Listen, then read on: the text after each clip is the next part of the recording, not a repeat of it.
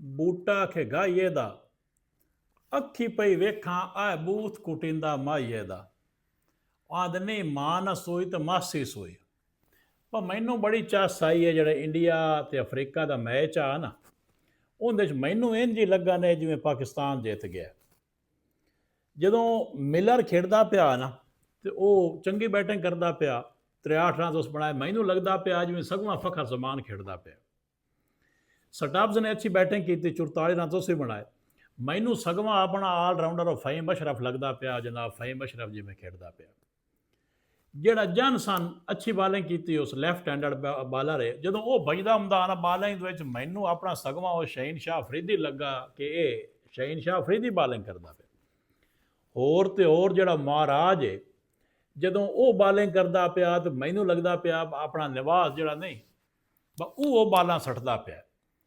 ਤੇ ਪੂਰੀ ਟੀਮ ਇੰਜ ਹੀ, ਮੈਨੂੰ ਸਾਊਥ ਅਫਰੀਕਾ ਦੀ ਵਰਦੀ ਬੇਸ਼ੱਕ ਉਹਨਾਂ ਦੀ ਹੋਰ ਵੀ ਖੱਟੇ ਜਿਹੇ ਰੰਗ ਦੀ ਆ, ਪਰ ਮੈਨੂੰ ਉਹ ਇੰਜ ਹੀ ਲੱਗਿਆ ਜਿਵੇਂ ਪਾਕਿਸਤਾਨ ਖੇਡਦਾ ਪਿਆ ਤੇ ਪਾਕਿਸਤਾਨ ਇੰਡੀਆ ਨੂੰ ਰਹਿੰਦਾ ਪਿਆ।